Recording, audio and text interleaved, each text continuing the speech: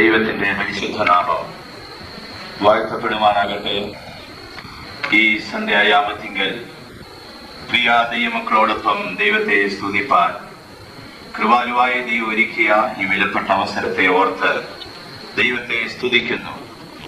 കർത്താവിന്റെ വരവിനോട് ഏറ്റവും അടുത്തിരിക്കുന്ന ഒരു നിമിഷത്തിലാണ് നാം വന്നെത്തിയിരിക്കുന്നത്.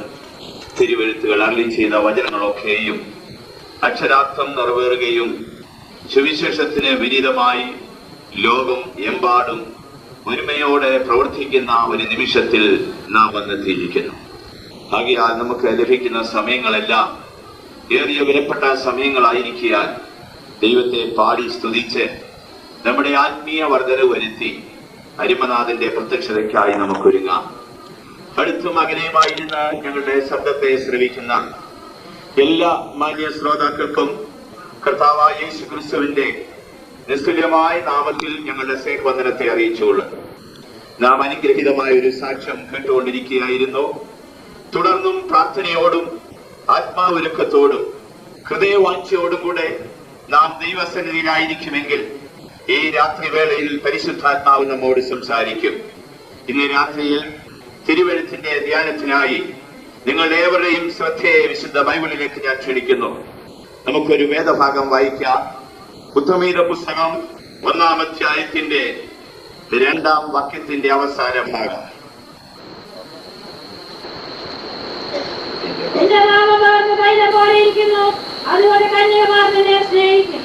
ദൈവത്തിന് മഹത്വമുണ്ടാകട്ടെ. ഈ വായിച്ച വേദഭാഗത്തിലേക്ക് ഏവരും നമ്മുടെ ശ്രദ്ധയെ കൊണ്ടുവരുമ്പോൾ വിശുദ്ധ വേദപുസ്തകത്തിലെ ഏറ്റവും പ്രധാനപ്പെട്ട ഭാഗങ്ങളിൽ നിന്നാണ് നാം ഇവിടെ ഒരു വാക്യം വായിച്ചു കേട്ടത്. ദൈവത്തിന് മഹത്വം ഉണ്ടാകട്ടെ. ഈ തിരുവെഴുത്തിന്റെ മധ്യഭാഗത്തായി ക്രമീകരിച്ചിരിക്കുന്ന ഈ ഉത്തമഗീത പുസ്തകത്തെ വിശുദ്ധ വേദപുസ്തക പണ്ഡിതന്മാർ ബൈബിളിന്റെ കലവറ എന്നാണ് വിശേഷിപ്പിച്ചിരിക്കുന്നത്. ദൈവത്തിന് മഹത്വം ഉണ്ടാകട്ടെ. ഇത് 8 അധ്യായങ്ങളും 117 വാക്യങ്ങളുമായി പിൽക്കാലത്ത് വേദപുസ്തക പണ്ഡിതന്മാർ അതിനെ ക്രമീകരിച്ചിരിക്കുന്നു. വളരെ ആഴമേറിയതും ആത്മീയ സത്യങ്ങൾ ഉൾക്കൊണ്ടതുമായ ഈ വിശുദ്ധ വേദവാക്യങ്ങളിൽ ജ്ഞാനിയായ ശലോമോൻ ഉച്ചരിച്ച ഒരു വേദഭാഗമാണ് നാം ഇവിടെ വായിച്ചു കേട്ടിരിക്കുന്നത്. നിന്റെ നാമം പകർന്ന തൈലം പോലെ ഇരിക്കുന്നു, അതുകൊണ്ട് കന്യകമാർ നിന്നെ സ്നേഹിക്കുന്നു. ദൈവത്തിന് മഹത്വം ഉണ്ടാകട്ടെ. ഈ വേദഭാഗത്തെ കുറിച്ചും ഇതിന്റെ എഴുത്തുകാരനെ കുറിച്ച് നാം നോക്കിയാൽ ഏതാണ്ട് BC 1000-ഓടനുബന്ധിച്ച് യെരൂശലേമിലെ രാജാക്കന്മാരിൽ ഏറ്റവും പ്രശസ്തരായിരുന്ന ശലോമോൻ രാജാവിൽ കൂടെയാണ് ഈ ആത്മീയ സത്യം ഉൾക്കൊണ്ട പുസ്തകം എഴുതപ്പെട്ടിരിക്കുന്നത്.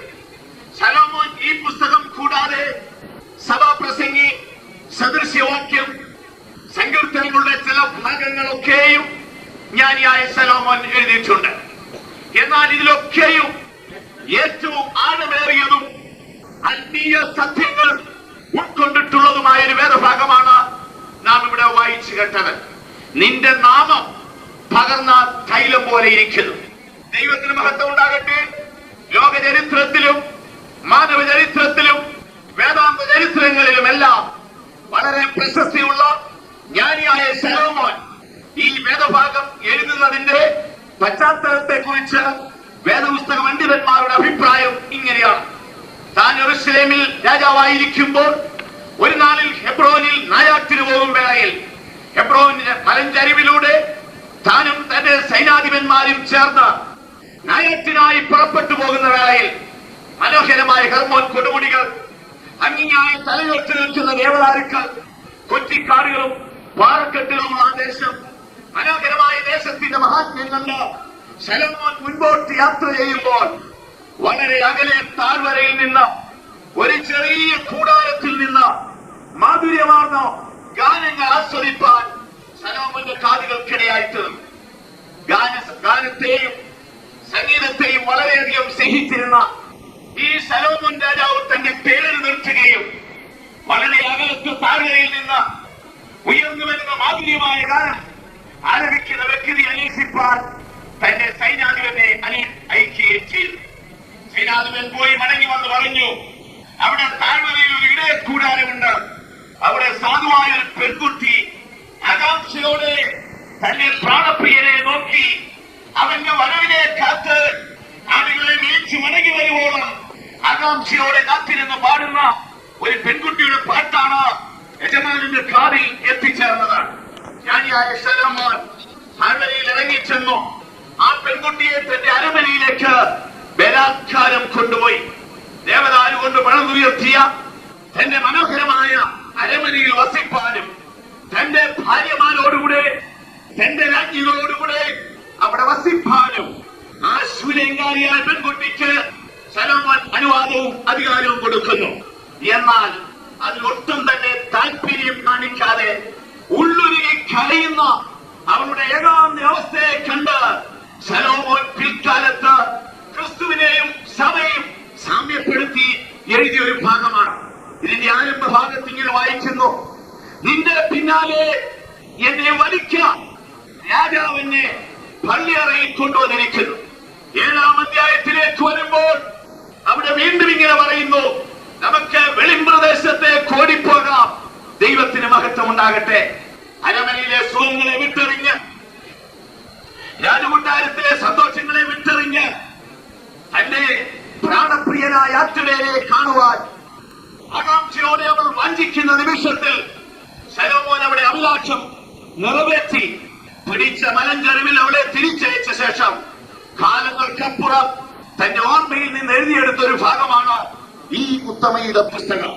നാം ഇതിൽ നോക്കിയാൽ വളരെയധികം പ്രാവശ്യം സഭയെയും ക്രിസ്തുവിനെയും തമ്മിൽ സാമ്യപ്പെടുത്തി ഇത് ഉൾക്കൊണ്ടിരിക്കുന്നു.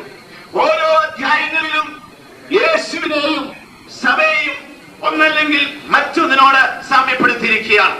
വേദപുസ്തക പണ്ഡിതന്മാർ ഇതിനെ വേദപുസ്തകത്തിന്റെ കലവറ എന്ന് വിശേഷിപ്പിക്കുന്നതിന്റെ രഹസ്യം യേശുവിന്റെ ജനനത്തിനും സഭയുടെ ആരംഭത്തിനു മുൻപ് 1000-ൽ പരം വർഷങ്ങൾക്ക് മുൻപ് പരിശുദ്ധാത്മാവിലാണ് ഈ സംഭവങ്ങൾ എഴുതിയിരിക്കുന്നത്. ഇതിൽ ഉൾക്കൊള്ളാത്തതായ ഒരു സംഭവ സത്യങ്ങളും സഭയിൽ ഇല്ല. യേശുവിന്റെ വരവിനും അതിന്റെ ലക്ഷണങ്ങളും ആ നിമിഷത്തിൽ സഭയിൽ സംഭവിക്കുന്നതോ അനന്തരം സഭയ്ക്കുണ്ടാകുന്ന കൈവിടപ്പെടുന്നവർക്ക് സംഭവിക്കുന്ന ഭയങ്കരമായ പീഡകളും ഒന്നിനോടൊന്ന് കോർത്തിണക്കി ശലോമോൻ ഇത് ഉൾക്കൊള്ളിച്ചിരിക്കുന്നു. ഇവിടെ വായിച്ചു കേട്ട വേദഭാഗത്തിലേക്ക് വരുമ്പോൾ അവിടെ ശലോമോൻ ഉച്ചരിക്കുന്നവർക്ക് വീണ്ടും നമുക്കൊന്നുകൂടെ വായിക്കാം.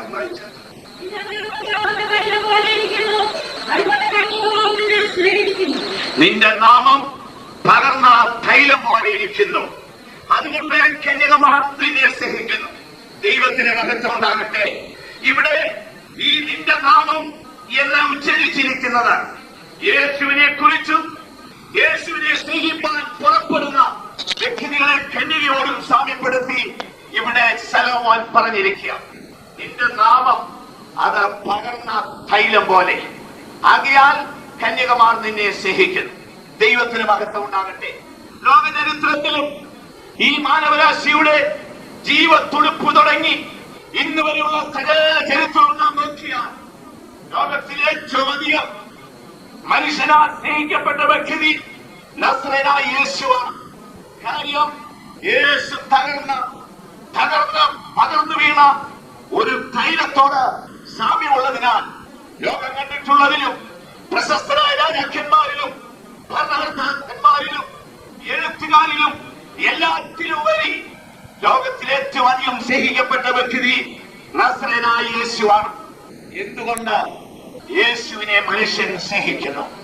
ലോകത്തിൽ യേശു മറ്റുള്ളവരെക്കാൾ അധികം സ്നേഹിക്കപ്പെടുവാൻ ഇതേനാകുന്നതിന്റെ രഹസ്യം യേശുവിന്റെ നാമം അത് പകർന്ന തൈലം പോലെയാണ്.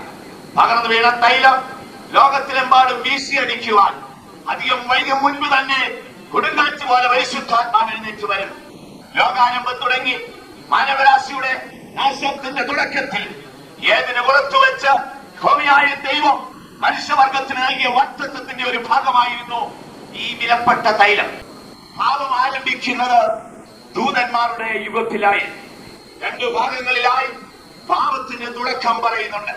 യെശയ്യാ പ്രവചനം 14-ാം അധ്യായത്തിൽ വരുമ്പോൾ പ്രവാചകനായ യെശയ്യാവ് ഉത്തരദിക്കിൽ ദൈവസിംഹാസനത്തിന് താഴെ നിന്ന് കീഴേക്ക് മരിച്ചുപോയ ഒരു ദൈവദൂതനെ നോക്കി അവന്റെ ഹൃദയത്തിലെ മോഹത്താൽ അവൻ വഞ്ചിതനായി. പാപത്തിന്റെ തുടക്കം അവിടെ പറയും. ഞാൻ അത്യുന്നതനോട് സമനാകും, ഞാൻ അത്യുന്നതന്റെ സിംഹാസനത്തിന് മുകളിൽ കയറും. അവന്റെ ഹൃദയത്തിലെ മോഹം അവനെ തുലച്ചു. കാലങ്ങൾക്ക് ശേഷം യാക്കോബ് അപ്പോസ്തലൻ എഴുതിയല്ലോ, മോഹം ഗർഭം ധരിച്ച് പാപത്തെ പ്രസവിക്കുന്നു. വീണ്ടും എസെക്കിയേൽ പ്രവചനം 28-ാം അധ്യായത്തിൽ വരുമ്പോൾ അവിടെ മറ്റൊരു ദൂതന്റെ അധപ്പതനം കാണും. ദൈവ സൃഷ്ടികളിൽ ഏറ്റവും ഉന്നതൻ മാണിക്യം, മരതകം, പീതരത്നം, വജ്രം, വൈഡൂര്യം, പുഷ്പരാഗം, ഗോമേതകം, സൂര്യകാന്തം തുടങ്ങി വിലപ്പെട്ട രത്നങ്ങളാൽ സൃഷ്ടിക്കപ്പെട്ടവനും ദൈവ സൃഷ്ടികളിൽ ഏറ്റവും ഉന്നതനുമായ ദൂതൻ. അവന്റെ പാപത്തിന്റെ തുടക്കം മോഹമായി തിരുവെഴുത്ത് പറയുന്നില്ല. അവിടെ പറയുന്നത് അവന്റെ സൃഷ്ടിപ്പിന്റെ മഹാത്മ്യത്തിൽ അവിടെ അവന് കൊടുത്തൊരു പേരുണ്ട്, മാതൃകാമുദ്രൻ. തിരുവെഴുത്തിൽ 2 ഭാഗത്ത് ഇതേ വാക്ക് ഉച്ചരിച്ചിട്ടുണ്ട്. എബ്രായ ലേഖനത്തിൽ പറയുന്നു, ദൈവപുത്രനായ ക്രിസ്തു പിതാവായ ദൈവത്തിന്റെ സൃഷ്ടിപ്പിന്റെ തത്വത്തിന്റെ മുദ്രയായി. പിതാവായ ദൈവം ഭൂമണ്ഡലത്തിൽ എന്തെല്ലാം സൃഷ്ടിച്ചുവോ, മനുഷ്യദൃഷ്ടിക്ക് ദൃശ്യമായതും അദൃശ്യമായതും എല്ലാത്തിനെയും സൃഷ്ടിക്കുമ്പോൾ അതിനൊരു മാനദണ്ഡമാക്കി വെച്ചത് ക്രിസ്തുവായിരുന്നു. ആകയാൽ എബ്രായ ലേഖനത്തിൽ വിശുദ്ധ പൗലോസ് അവിടെ എടുത്തു പറയുന്നു, അവൻ അവന്റെ തത്വത്തിന്റെ മുദ്രയായി. വീണ്ടും അതേ വാക്ക് ഉച്ചരിക്കുന്ന ഒരേ ഒരു വേദഭാഗമേ തിരുവെഴുത്തിലുള്ളൂ. അത് എസെക്കിയേൽ പ്രവചനത്തിലാണ്. അവിടെ കൊടുത്തിരിക്കുന്നത് അവൻ സൃഷ്ടിപ്പിന്റെ മാതൃകാമുദ്രയായി. സകല സൃഷ്ടിപ്പിലും ഉന്നതനായവൻ, അവനിൽ കുടിയേറിയ പാവം അവന്റെ ഹൃദയത്തിന്റെ സാഹസമായി. സൃഷ്ടിപ്പിന്റെ മഹാത്മ്യത്തിൽ അവന്റെ പ്രാപ്തിയിൽ അവന്റെ ഹൃദയം സാഹസം കൊണ്ട് തിങ്ങിയതായും അവൻ ദൈവത്തോട് പാപം ചെയ്ത് ദൈവപർവ്വതത്തിൽ നിന്ന് മുടിക്കപ്പെട്ടവനായി തീർന്നതായും തിരുവെഴുത്ത് പറയും. യെശയ്യാ പ്രവചനം 14 പറയുന്നത് മോഹമാണ്. അവിടെ വായിക്കുന്നില്ലേ, ഞാൻ അത്യുന്നതനോട് സമനാകും. വായിച്ചു,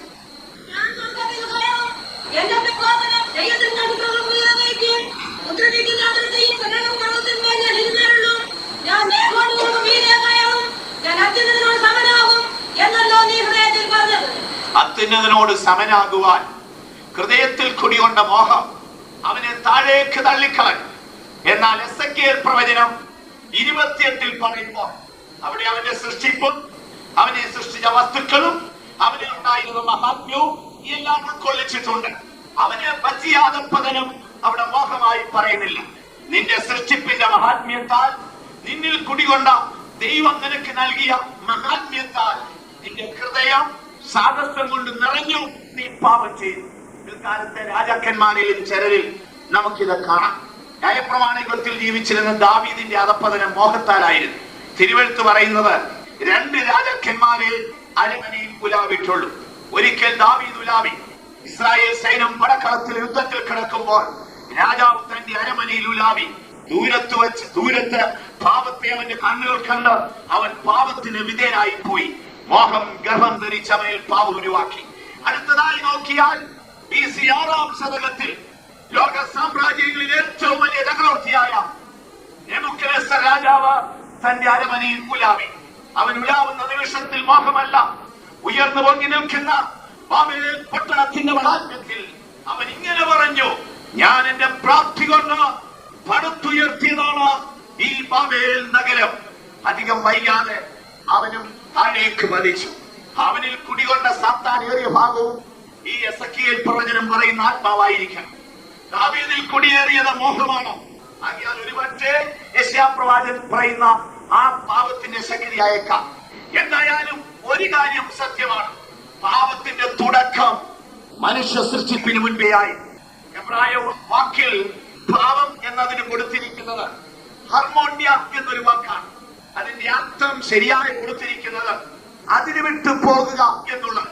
പാപത്തിന്റെ തുടക്കം മനുഷ്യ സൃഷ്ടിപ്പിന് മുൻപായിരുന്നെങ്കിലും മരണം ആരംഭിച്ചത് മനുഷ്യനോടുകൂടെയാണ്. സർവശക്തനായ ദൈവം, സർവജ്ഞാനിയായ ദൈവം അഖിലാണ്ടത്തെ സകലം ഉണ്ടാക്കി. ഭൂമിയിൽ മനുഷ്യ ദൃഷ്ടിയിൽ കാണപ്പെടുന്നതും മനുഷ്യന്റെ മനോദർപ്പണത്തിൽ ഉൾക്കൊള്ളിച്ചു നിർത്തുവാൻ കഴിയാത്തതുമായ ഈ സൃഷ്ടിപ്പെല്ലാം സൃഷ്ടിച്ച ശേഷം ജ്ഞാനിയായ ദൈവം കുനിഞ്ഞ് ഭൂമിയിലെ പൊടിയെടുത്ത് തന്റെ സ്വരൂപത്തിലും തന്റെ സാദൃശ്യത്തിലും തന്റെ ജീവനും മനുഷ്യന് നൽകി. മനുഷ്യന് നൽകിയ സ്വരൂപം, മനുഷ്യന് നൽകിയ സാദൃശ്യം, മനുഷ്യന് നൽകിയ ജീവൻ, ഇത് മൂന്നും ദൈവത്തിന്റേത് മാത്രമായിരുന്നു. ദൈവത്തിന്റെ തോട്ടമായ ഏദനിൽ അവനെ ആക്കി. ആ തോട്ടത്തിൽ ഇതാ 3 നിലവാരത്തിലുള്ള വൃക്ഷഫലം ഉണ്ടായിരുന്നു. മനോഹരമായ ഏദൻ തോട്ടത്തിൽ അവൻ വാണിരുന്നു. അവന് ശാരീരിക ആവശ്യത്തിന് ഭക്ഷിപ്പാനുള്ള ആഹാരം. 2 നന്മയും തിന്മയും തിരിച്ചറിയുവാനുള്ള വൃക്ഷഫലം. 3ാമതായി നിത്യജീവന്റെ വൃക്ഷഫലം. ഇവ 3നാലും തിങ്ങിയ ഏദൻ പറുദീസയിൽ ദൈവ സൃഷ്ടികളിൽ ഏറ്റവും ഉന്നതനായ മനുഷ്യനെ ദൈവമാക്കി വെച്ചു. ദൈവം മനുഷ്യന്റെ അനുസരണത്തെയും അവന്റെ ആത്മീയ നിലവാരത്തെയും അളക്കുവാൻ ദൈവം ഒരു പദ്ധതി വെച്ചു. തോട്ടത്തിന്റെ നടുവിൽ നിൽക്കുന്ന വൃക്ഷഫലം നീ തിന്നരുത്, തിന്നുന്നാളിൽ നീ മരിക്കും. ദൈവം അത്രമാത്രം പറഞ്ഞ് മടങ്ങിപ്പോകുമ്പോൾ ഒരു ദിവസം വഞ്ചകനായ പിശാച് അവിടേക്ക് വന്നു. തിരുവെഴുത്തിൽ വിശുദ്ധ പൗലോസ് പറയുന്നത്, ഭയത്താൽ അവൻ ഹവ്വായെ വഞ്ചിച്ചു. ഹവ്വായുടെ അടുക്കലേക്ക് വന്നിട്ട് ദൈവം കൽപ്പിച്ചിട്ടുള്ളതിന്റെ മഹാത്മ്യം എത്രമാത്രം വലുതാണെന്ന്, അവന്റെ ഉള്ളിൽ എത്രമാത്രം ഉൾക്കൊണ്ടിരിക്കുന്ന നടക്കുമാറ് ഹവ്വായോട് സാത്താൻ സംസാരിച്ചു. ദൈവത്തിൽ അവൾക്കുണ്ടായിരുന്ന വിശ്വാസത്തിന് വികടം വരുമാറ് ചില വാക്കുകൾ ഹവ്വായുടെ മുന്നിൽ അത് നിരത്തി. വൃക്ഷഫലം ചായച്ചു കൊടുത്തു. ഏതൊരു പാപത്തെ നാം നോക്കിയാലും വേദപുസ്തക പണ്ഡിതന്മാർ പറയുന്നത്, പാപം ഒരു മനുഷ്യന് കുടിയേറാൻ അതിന് 3 ഭാഗമുണ്ട്. 1 സാഹചര്യം, 2 സമ്മർദ്ദം, 3 സമ്മതം. ഇവ 3ഉം കൂടാതെ ഒരിക്കലും പാപം ഒരുവനിൽ നിന്ന് മറ്റൊരുവനിൽ കയറുകയില്ല. ഏദനിലേക്ക് എത്തിയ ആ പിശാച് മനുഷ്യനെ വഞ്ചിക്കുവാൻ ആദാമിൽ നിന്ന് അകന്നിരിക്കുന്ന ഹവ്വായെ ഏകയായി കിട്ടി. സാഹചര്യം മുതലെടുത്ത സാത്താൻ വൃക്ഷഫലം ചായച്ചു കൊടുത്തു. എനിക്ക് എന്റെ അഭിപ്രായം ഞാൻ പറയട്ടെ. പലപ്പോഴും ആ വൃക്ഷഫലത്തിന്റെ ചുവട്ടിൽ ഈ ഹവ്വ ഇരുന്നതാണ്. പക്ഷെ അന്നൊന്നും അവർക്ക് ഇത് തിന്നാൻ മധുരമുള്ളതാണെന്ന് പിടികിട്ടിയിട്ടില്ല. അത് വേറൊരാൾ പറഞ്ഞു കൊടുത്തപ്പോഴാണ് പിടികിട്ടിയത്. ഇന്നും അങ്ങനെയാ. പാപത്തിന്റെ 8ഉം 8ഉം അറിയാത്തവന് ആ പാപത്തെ കുറിച്ച് പറഞ്ഞു കൊടുത്താലേ ആ ഇഞ്ചക്ഷൻ കിട്ടുമ്പോഴേ അവന് മോഹം ഉണ്ടാകത്തുള്ളൂ. അല്ലെങ്കിൽ ഇനി 7 ദിവസം അവന് വൃക്ഷച്ചോട്ടിൽ കൊണ്ടിരുത്തിയാലും അവന് മോഹം ഉണ്ടാകത്തില്ല.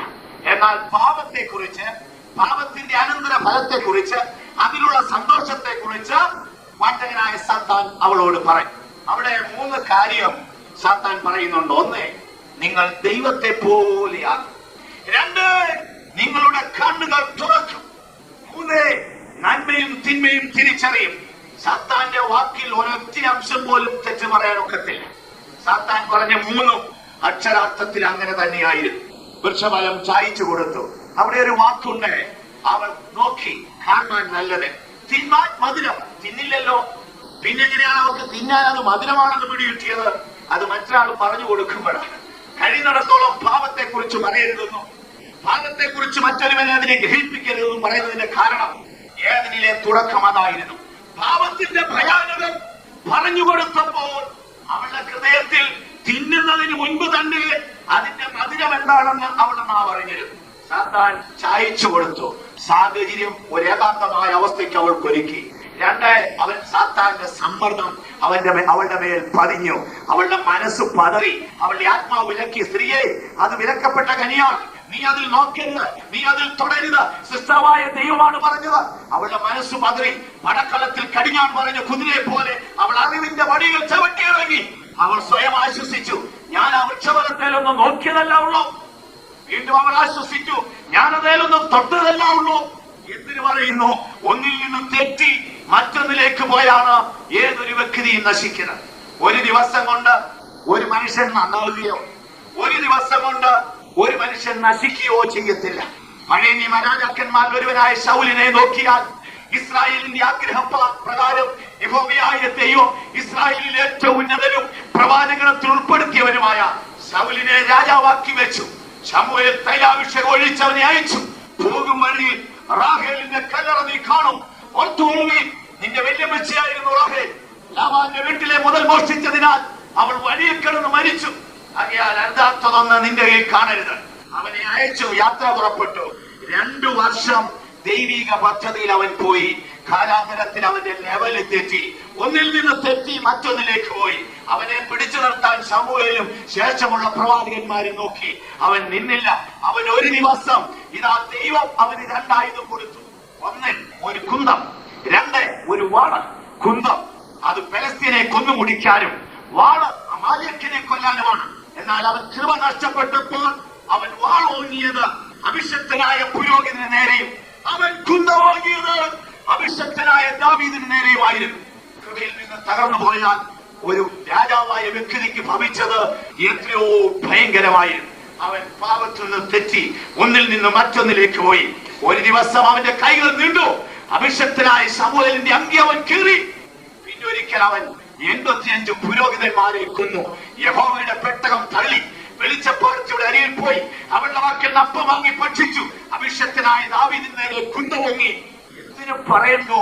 നീണ്ട 38 വർഷം കൊണ്ട് അവന്റെ സമനില തെറ്റി ഒന്നിൽ നിന്ന് മറ്റൊന്നിലേക്ക് അവൻ കുതിച്ചു. ആർക്കും നിയന്ത്രിപ്പാൻ കഴിയാത്ത നിമിഷം, എല്ലാവരും ദുഃഖിച്ച നിമിഷം, അവസാനം അവന്റെ ആയുധം അവന് നേരെ എഴുന്നേറ്റു. ജീവരക്ഷയ്ക്കായിട്ട് അവൻ ഓടിപ്പോയി. അവന്റെ ലക്ഷ്യം നഷ്ടപ്പെട്ടു. അവൻ മുൻപോട്ട് ഗമിച്ചു. ശമൂവേലിനെ വിളിച്ചു വരുത്താൻ നോക്കി. അവിടെയും നഷ്ടപ്പെട്ടവൻ പാപത്തിന്റെ ചതിയിൽ കഠിനപ്പെട്ട് ജീവനുള്ള ദൈവത്തെ ഉപേക്ഷിച്ച് അവിശ്വാസമുള്ള ദുഷ്ടകൃത ഉണ്ടായി. ഒന്നിൽ നിന്ന് തെറ്റി മറ്റൊന്നിലേക്ക് പോയി. ശത്രു പിന്നിൽ നിൽക്കുന്നു. ജീവരക്ഷയ്ക്ക് മറ്റു മാർഗമില്ല. ഓടി ഗിൽബോവ പർവ്വതത്തിലേക്ക് പോയി.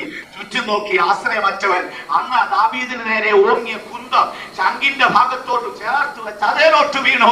അജാനുഭാവമായ ശൗൽ വിരണ്ട് രക്തം വാർന്ന് അലറി വിളിക്കുന്നു, പ്രാണൻ പോകുന്നില്ല. അവൻ തിരിഞ്ഞു നോക്കി. ഒരു മനുഷ്യൻ നടന്നു പോകുന്നു. അവൻ ആരെന്ന് അന്വേഷിച്ചു. അവനാണ് അമാലേക്ക്. നീ എന്റെ അടുക്കൽ വരണമെന്ന് പറഞ്ഞു. അമാലേക്കൻ ആഗ്രഹത്തോടെ അടുത്തു വന്നു. എന്ത് ചെയ്യണം? ഞാൻ എന്റെ പ്രാണൻ എന്റെ ഉള്ളിൽ ഇരിക്കുന്നുണ്ട്. നീ എന്നെ കൊന്നു കളയണം.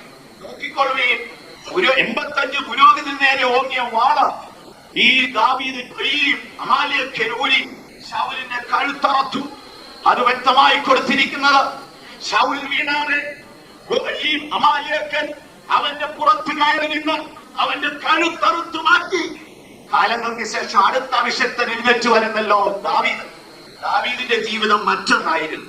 അവനെ ഒരിക്കൽ ഇതേപോലെ അവസരം കിട്ടി. അവന്റെ പ്രതിയോഗിയായ ശൗൽ കിടന്നുറങ്ങിയ വേളയിൽ കൂടുണ്ടായിരുന്ന ആള് പറഞ്ഞു, ഒറ്റക്കുത്തിന് കൊല്ലട്ടെ. അരുതേ, അവൻ അഭിഷക്തനാണ്, അവന്റെ നേരെ കൈ ഓർക്കരുത്.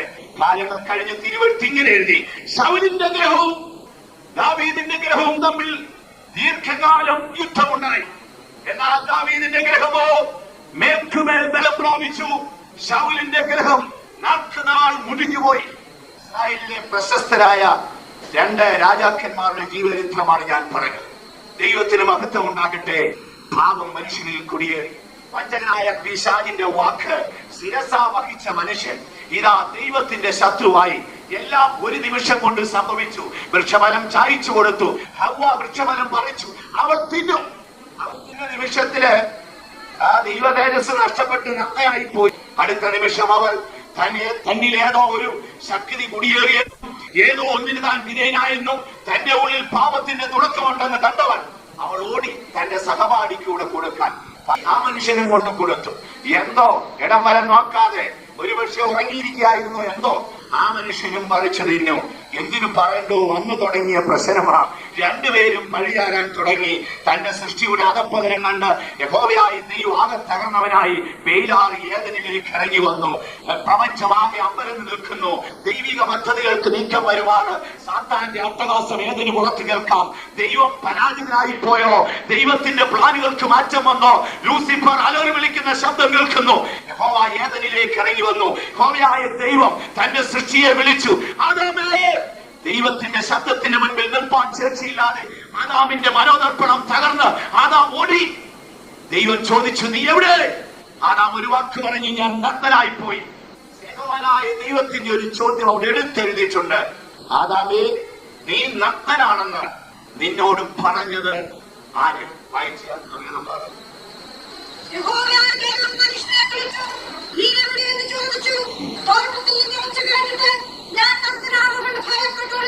ഞാൻ നഗ്നനാകും ആയതുകൊണ്ട് ഭയപ്പെട്ടൊളിച്ചു എന്ന് പറയുന്നു. അടുത്തത്, നീ നഗ്നനെന്ന്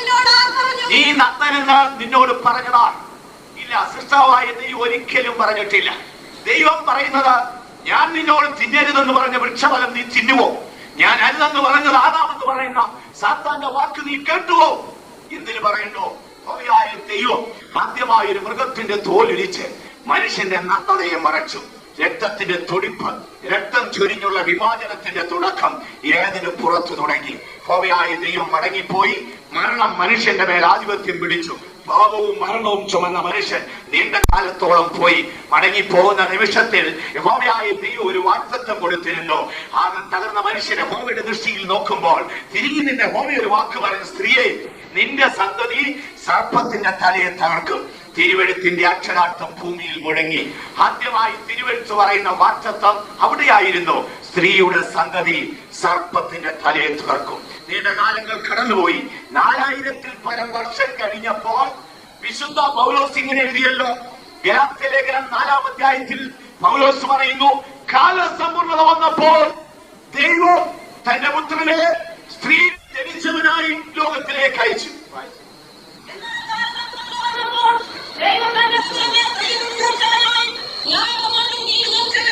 ന്യായപ്രമാണത്തിന്റെ കീഴിൽ ജനിച്ചവനായി സ്ത്രീയുടെ സന്തതിയായി ലോകത്തിലേക്ക് അയച്ചു.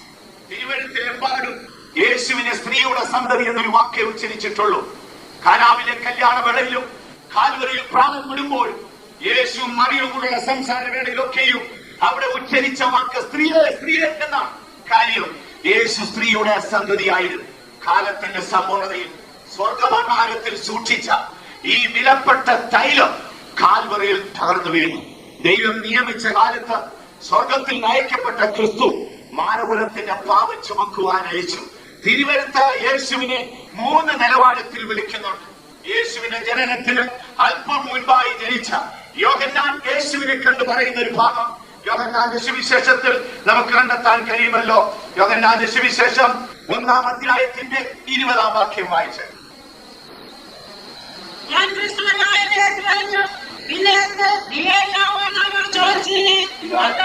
ഇതാ ലോകത്തിന്റെ പാപം, ന്യായപ്രമാണത്തിന്റെ അന്തിമഘട്ടത്തിൽ വന്ന് പൗരോഹിത്യ വർഗത്തിൽ ജനിച്ച സക്കറിയാവിന്റെ മകനായ യോഹന്നാൻ യേശു മരുഭൂമിയിൽ കൂടെ നടന്നു പോകുന്ന കണ്ടപ്പോൾ യേശുവിനെ നോക്കി വിളിച്ചു പറഞ്ഞ ഒരു ഭാഗമാണ് നാം വായിച്ചു കേട്ടത്. ഇതാ ലോകത്തിന്റെ പാപം ചുമന്നഴിക്കുന്ന ദൈവത്തിന്റെ കുഞ്ഞാണ്. വീണ്ടും യേശുവിനെ കുറിച്ച് പ്രവാചകനായ യെശയ്യാ പറയുന്നു. അവൻ പീലാത്തോസിന്റെ അരമനയിൽ നിൽക്കുന്ന രംഗം ഇങ്ങനെയാണ് വായിക്കുന്നത്. രോമം കത്തിരിക്കുന്നവരുടെ മുൻപാകെ യേശു മിണ്ടാതെ നിന്നാടുപോലെയായിരുന്നു. 83-ന്റെ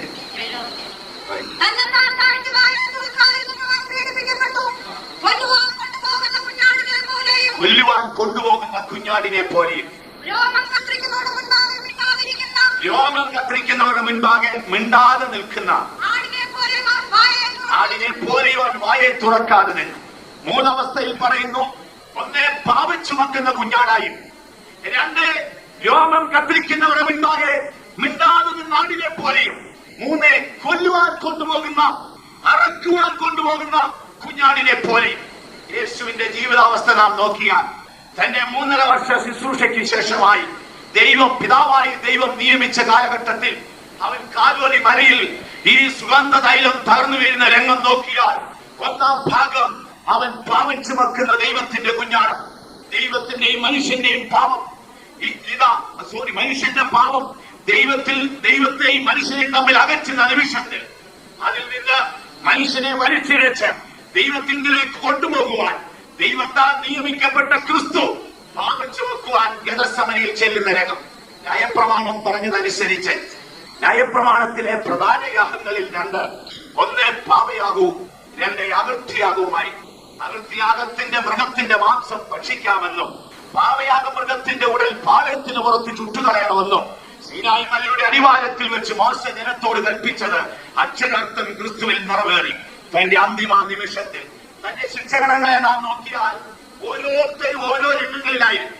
യേശുവിന്റെ ഒരു ശിഷ്യനുണ്ടായിരുന്നു യൂദ. ആ യൂദ യേശുവിനോട് ഒരു അന്തിമ അത്താഴപരമാണ്. 30 വെള്ളിക്കാശിന് ഒരു പന്നിയുടെ വിലക്ക് വിറ്റിട്ട് അവൻ പോയി. 2 ശേഷം ശിഷ്യന്മാരിൽ ചിലർ ഗതസമനവരെ വന്നു. പ്രവാചകൻ അരുളി ചെയ്ത പ്രകാരം വാളെഴുന്നേറ്റു. ശിഷ്യൻ ആര് തള്ളി പറഞ്ഞാലും ഞാൻ നിന്നെ തള്ളിപ്പറയില്ലെന്ന് പറഞ്ഞ ശ്രേഷ്ഠനായ വിശുദ്ധനായ മനുഷ്യൻ യേശുവിനോടുകൂടെ ഇതാ പോകുന്നു അരമന വരെ. ഒരു ചെറിയ പെൺകുട്ടിയുടെ വാക്കിന്റെ മുൻപിൽ അവൻ ഭയപ്പെട്ട് യേശുവിനെ തള്ളിപ്പറഞ്ഞ് അതീവ ദുഃഖിതനായി പോകുന്നു.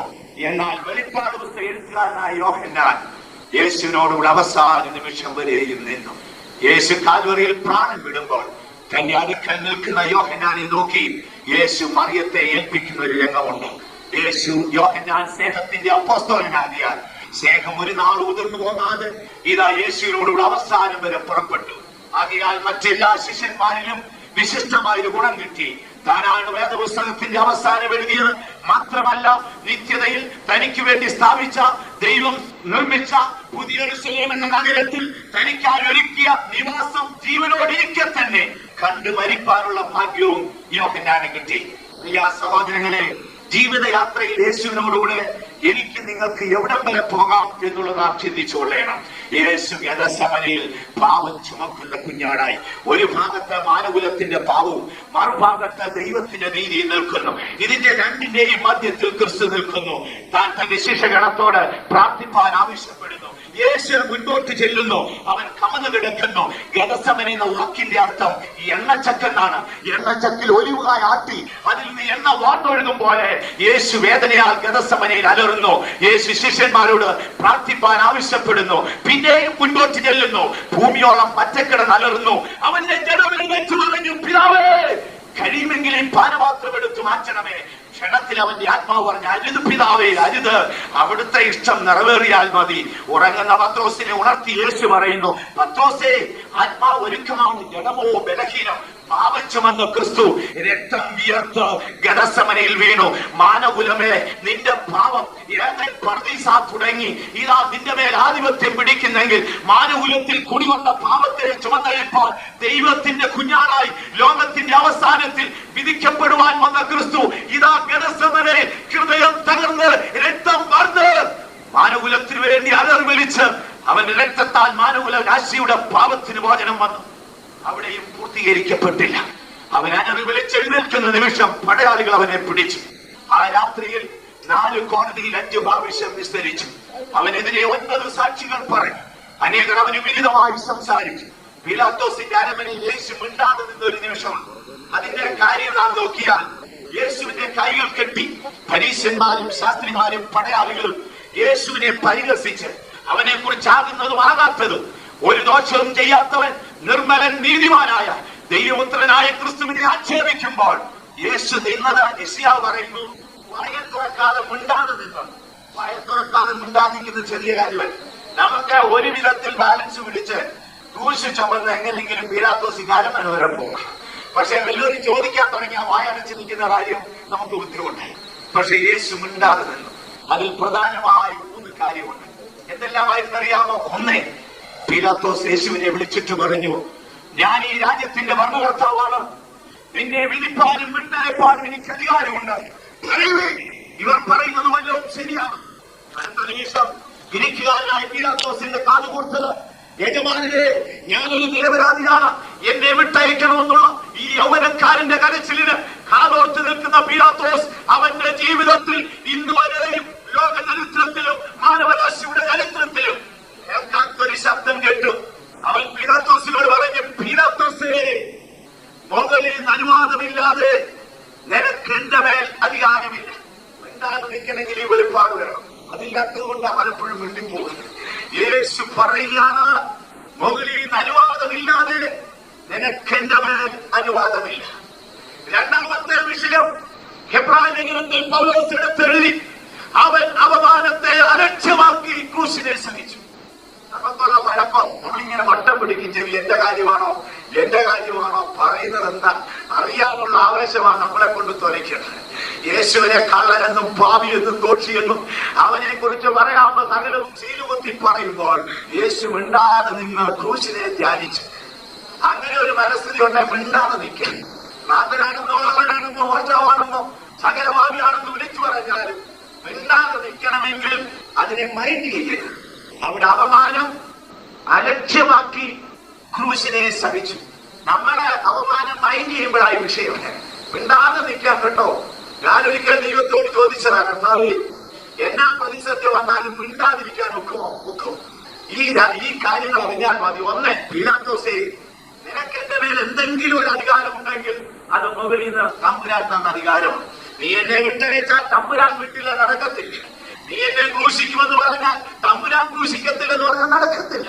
പീലാത്തോസ് അമ്പലം അന്താളിച്ച് നോക്കി നിന്നു. അകത്ത് പോയി പിന്നിറങ്ങി വന്ന് കൈ കഴിയിട്ട് പറഞ്ഞ് എനിക്കിതിനകത്ത് ഇടപാടില്ല, ഒഴിഞ്ഞു മാറി. രണ്ടാമത്തേത് മൈൻഡിയാൻ പോകുന്നു. ഞാൻ പഠിക്കുന്ന കാലത്ത് ഒരു രാജാവിന്റെ ബുദ്ധിയെ കുറിച്ച് വായിച്ചൊരു സംഭവമുണ്ട്. ആ രാജ്യത്തെ ഒരു മൊട്ടത്തലയുണ്ട്. അവൻ നാട്ടിലിങ്ങനെ നടക്കാൻ പോകുമ്പോൾ നാട്ടുകാരെ അവനെ മൊട്ടയെന്ന് വിളിക്കും. അവൻ മൊട്ടയെന്നുള്ള വിളി കേട്ട് അവൻ ആകപ്പാടെ തകർന്നു. അവൻ ഒരു ദിവസം പ്രധാനിയുമായി രാജാവിന്റെ അടുക്കൽ വന്നു. രാജാവ് പറഞ്ഞു, നീ ഒരു കാര്യം ചെയ്യണം, നീ അത് കേൾക്കാതിരിക്കണം. അതെങ്ങനെ രാജാവിനെ വിളിക്കുമ്പോൾ ഞാൻ കേട്ടുപോകുന്നു, ഞാൻ കേട്ട് മടുത്തു. രാജാവ് ബുദ്ധിമാനാ. താനൊരു കാര്യം ചെയ്യും. താനൊരു പാത്രം കൊണ്ടുവന്ന് അത് നിറച്ച് എണ്ണ വെച്ചു. ഒരു തുള്ളി ചലിച്ചാൽ താഴെ പോകുമാറ് നിറച്ച് എണ്ണ വെച്ചിട്ട് ഇതെടുത്ത് ഇവന്റെ തലയിൽ വെച്ചിട്ട് പറഞ്ഞു, നീ ഈ പട്ടണം ചുറ്റി വൈദ്യത്തേക്കൂടെ വരണം. ഒരു തുള്ളി എണ്ണ പോയിട്ടുണ്ടെങ്കിൽ കഴുത്തിയാൽ വന്നിക്കും. ഇവരെ ആവശ്യം കൊണ്ടുവന്നവൻ അബദ്ധമായല്ലോ എന്ന് ചിന്തിച്ചു. പടയാളികൾ വന്ന എണ്ണ നിറച്ച് തല പിടിച്ചു വെച്ചു. ഇവൻ പോവുക. നാട്ടുകാർ നടക്കരയിലും ഓടിന്റെ തിരിലും ഒക്കെ നിന്ന് മുട്ടയെന്ന് വിളിക്കുമ്പോ തിരിച്ചു പറയണമെന്ന് ആഗ്രഹമുണ്ട്. പക്ഷേ എണ്ണ പോയാൽ തല പോകും. അവൻ മിണ്ടാതെ തിരിച്ചു വന്നു. രാജാവ് അടച്ചു നോക്കി, ഒരു തുള്ളി എണ്ണ പോയിട്ടില്ല. പിടിച്ചതൊക്കെ രാജാവ് ചോദിച്ചു, നിന്നെ നാട്ടുകാർ മുട്ടയെന്ന് വിളിച്ചില്ലേ? വിളിച്ചത് മാനനെ, നീ തിരിച്ചൊന്നും പറഞ്ഞില്ലേ? ഇല്ല, ഞാൻ പറയാൻ നിന്നില്ല. ഞാൻ പറയാൻ വാ വിളിച്ചാൽ വായനങ്ങുമ്പോ തലയനങ്ങും, തലയനങ്ങിയാൽ എണ്ണ പോകും, എണ്ണ പോയാൽ എന്റെ തല പോകും. അയ്യതങ്ങ് പോയേക്കാമോ? വിഷയമില്ല. മൂന്നാമത്തെ വിഷയം, യേശു മിണ്ടാതെ നിന്നതിന്റെ രഹസ്യം എന്തെന്നറിയാമോ? അവൻ സന്തതിയെ കണ്ടു, ദീർഘായുസ്സ് പ്രാപിച്ചു. 2000 വർഷം മുൻപ് പീലാത്തോസിന്റെ അരമനയിൽ ദൈവത്തിന് മിണ്ടാതെ നിന്നതിന്റെ രഹസ്യം എന്നിൽ നിങ്ങളെയും കണ്ടതുകൊണ്ട്. അന്ന് വാവിളിച്ച് കാര്യം പറയാൻ പോയിരുന്നെങ്കിൽ നമ്മളെല്ലാം പാപത്തിൽ കിടക്കത്തേ ഉള്ളൂ. യെശയ്യാ പറഞ്ഞു, എന്റെ ദാസൻ തന്റെ പരിജ്ഞാനം കൊണ്ട് അനേകരെ നീതിയിലേക്ക് നടത്തും. അവൻ സന്തതിയെ കണ്ട് ദീർഘായുസ്സ് പ്രാപിക്കും. പീലാത്തോസിന്റെ അരമനയിൽ രോമം കത്തിരിക്കുന്ന ആടുപോലെ നിന്നു. പാവം ചുമക്കുന്ന കുഞ്ഞാട് പോലെ ഗതസമനിലും രോമം കത്തിരിക്കുന്നവരുടെ മുൻപാകെ മിണ്ടാതെ നിൽക്കുന്ന ആടുപോലെ പീലാത്തോസിന്റെ അരമനയിലും. ആത്മീയജീവന യാത്രയിൽ ഞാൻ പഠിച്ചൊരു സത്യമിതാണ്, മിണ്ടാതെ നിൽക്കണമെങ്കിൽ ഈ 3 കാര്യം അറിയണം. ഒന്ന്, ദൈവം അനുവദിച്ചിട്ടാണ് ഈ വഴി പോകുന്നത്. 2, കേട്ടതിനെല്ലാം ചെവി കൊടുക്കാൻ പോയാൽ പ്രശ്നം രൂക്ഷമാകും, അവസാനം തല പോകുന്ന പരിപാടി. 3, നമ്മെ നോക്കുന്നവരും നമ്മെ അനുഗമിക്കുന്നവരും നമ്മെ കണ്ട് മുൻപോട്ട് വരുന്നവരുണ്ടെങ്കിൽ നാം തുറന്ന് സംസാരിച്ചു പോയാൽ അവരുടെ രക്ഷയ്ക്ക് അത് തടസ്സം വരും. യേശുവാനെ തുറക്കാതിരുന്നു. അവൻ സന്തതിയെ കണ്ട് ദീർഘായുസ്സ് പ്രാപിച്ചു. അടുത്തതായി യേശുവിനെ കൊല്ലാൻ കൊണ്ടുപോയ ആടിനെ പോലെ പറയും. അവൻ പീലാത്തോസിന്റെ അരമനയിൽ കയറ്റി നിർത്തി. മദ്യപിച്ചു മതോമത്തരായ പടയാളികൾ വീണ്ടും പറഞ്ഞ ചമ്മന്തിയുമായി യേശുവിന്റെ അടുക്കൽ വന്നു. റോമാ ഗവൺമെന്റിന്റെ നിയമപ്രകാരം യേശുവിന്റെ പാപങ്ങൾ അവർ വായിച്ചു കേൾപ്പിച്ചു.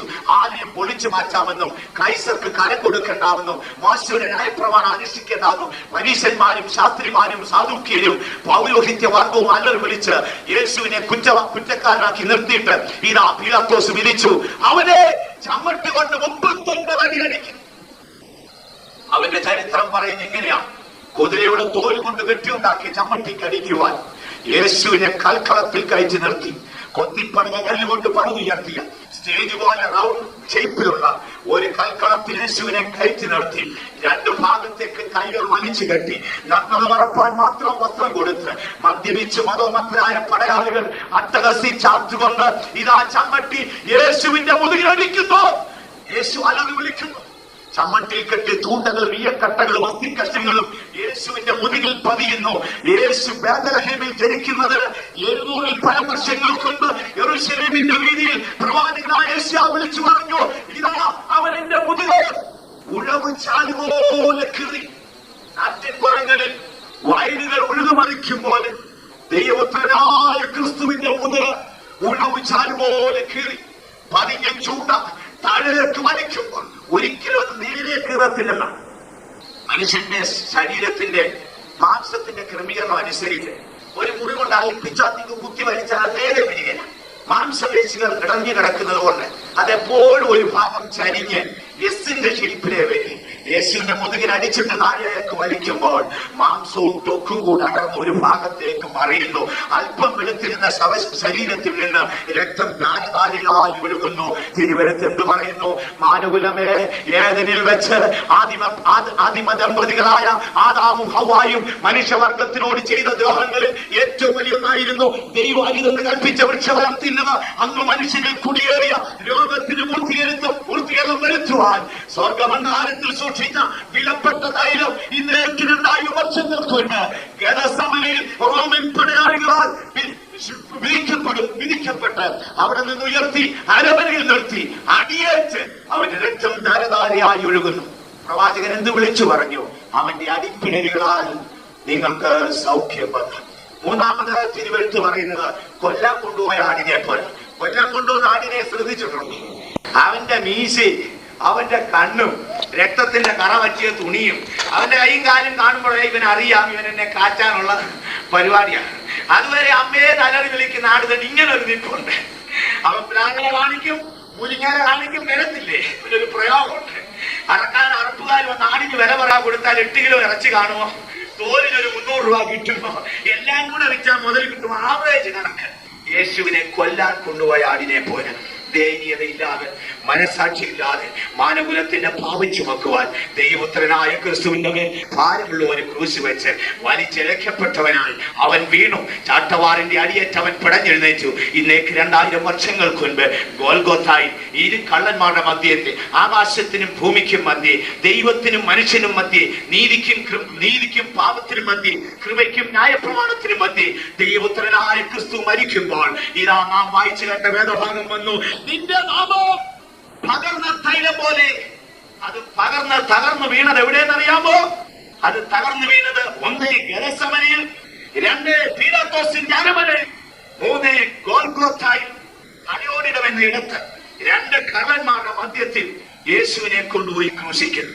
അവിടെ യേശു പറയുന്ന 7 വാക്കുകളിലെ അവസാനം പ്രാണനെ വിടും മുമ്പ് മാനവരാശിയെ തുനിഞ്ഞു നോക്കി തന്റെ അമ്മയായ മറിയത്തെ യോഹന്നാന്റെ പക്കൽ ഏൽപ്പിച്ച് പ്രാണൻ വിടും മുമ്പ് യേശു പിതാവിനെ നോക്കി വിളിച്ചു. അവിടെ ഒരു വാക്കിങ്ങനെയാണ് ഉച്ചരിച്ചിരിക്കുന്നത്: എന്റെ ദൈവമേ, എന്റെ ദൈവമേ, നീ എന്നെ കൈവിട്ടതെന്ന്. അവരുടെ ആലയത്തിൽ പോയി പാവി വിളിച്ചതുപോലെയാണ് ദൈവപുത്രൻ വിളിച്ചത്. കാര്യം യേശു അപ്പോൾ പാപം ചുമന്ന് ഒരു പാവിയെ പോലെ മരിച്ചു. അവന്റെ ജീവൻ മാനകുലത്തിന് കൊടുത്തു. അവന്റെ ആത്മാവിനെ പിതാവിന്റെ പക്കൽ ഏൽപ്പിക്കും മുമ്പ് ഒരു വാക്ക് പറഞ്ഞു: പിതാവേ, സകലതും നിവൃത്തിയായി. ലോകാരംഭം മുതൽ അവിടുത്തെ മനസ്സിൽ കുടികൊണ്ട രക്ഷയുടെ പദ്ധതിക്ക് പൂർത്തീകരണം വന്നു. ലോകാരംഭത്തിൽ മാനവരാശിക്ക് കൊടുത്ത വാഗ്ദത്തത്തിനും പൂർത്തീകരണം വന്നു. ലോകാരംഭം തുടങ്ങി വിശുദ്ധ പ്രവാചകന്മാർ പ്രവചിച്ച പ്രവചനത്തിന് നിവർത്തി വന്നു. മനസാക്ഷികത്തിലും ന്യായപ്രമാണ യുഗത്തിലും ഭക്തന്മാർ ചീന്തിയ യാഗത്തിന് കാൽവറിയിൽ പൂർത്തീകരണം വന്നു. യേശു പറയുന്നു: പിതാവേ, സകലതും നിവർത്തിയായി. ആ തകർന്നു വീണ നാമത്തെ ലോകത്തിൽ ഇന്ന് അനേകർ സ്നേഹിക്കുന്നു. നമ്മുടെ ചിന്താ വിഷയം അവിടെയാണ്. അവിടേക്ക് നമുക്ക് നമ്മുടെ ശ്രദ്ധയെ കൊണ്ടുപോകാം.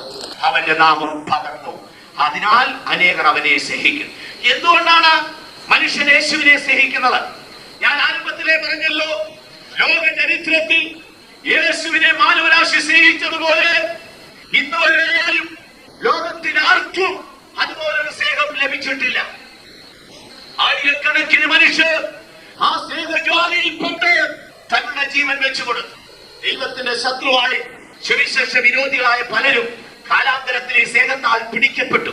1-ാം നൂറ്റാണ്ടിൽ ജീവിച്ചിരുന്ന ശൗൽ എന്ന മനുഷ്യൻ, ബെന്യാമിൻ ഗോത്രക്കാരൻ, കടിച്ചു കീറുന്ന ചെന്നായുടെ സന്തതി, മഹാപുരോഹിതന്റെ എഴുത്തും വാങ്ങി ഡെമസ്കോസിലേക്ക് പോകുമ്പോൾ യഹൂദാ ഗോത്രത്തിന്റെ സിംഹമായ ക്രിസ്തുവിന്റെ മുൻപിൽ പിടിക്കപ്പെട്ടവനായി ദൈവിക ദർശനമുണ്ടായി. മുള്ളിനോട് ഉതയ്ക്കുന്നതിനൊക്കെ യോഗ്യമല്ലെന്ന് പറഞ്ഞ് ദൈവശാസ്ത്രയ്ക്ക് കീഴടങ്ങിയവൻ കാലാന്തരത്തിൽ അവൻ സുവിശേഷ ശരിയായി വരുമ്പോൾ താൻ ഇങ്ങനെ ഒരു ചോദ്യം ചോദിച്ചു: ക്രിസ്തുവിന്റെ സ്നേഹത്തിൽ നിന്ന് തന്നെ വേർതിരിക്കുന്നവൻ ആര്? കഷ്ടതയോ, പട്ടിണിയോ, സങ്കടമോ, ആപത്തോ, മാറും നഗ്നതയോ, എന്തും വരട്ടെ, എന്നാൽ ഇവന്റെ തുടക്കമോ ക്രിസ്തുവിന്റെ മാർഗം തുടച്ചു മാറ്റാൻ പോയതാണ്. മഹാപുരോഹിതനോട് അധികാരപത്രം വാങ്ങി ക്രിസ്ത്യാനികളെ കൊന്നുമുടിച്ച് വലിച്ചിഴച്ച് കൊണ്ടുവന്ന് ഹീനമായ ശിക്ഷ കൊടുക്കാൻ പുറപ്പെട്ടവൻ, കടിച്ചു കീറുന്ന ചെന്നായുടെ സന്തതിയാണ് ബെന്യാമിൻ, ഈ ശൗൽ. എന്നാൽ അവൻ എതിർത്തത് യഹൂദാ ഗോത്രത്തിന്റെ സിംഹമായ ക്രിസ്തുവിനോട്.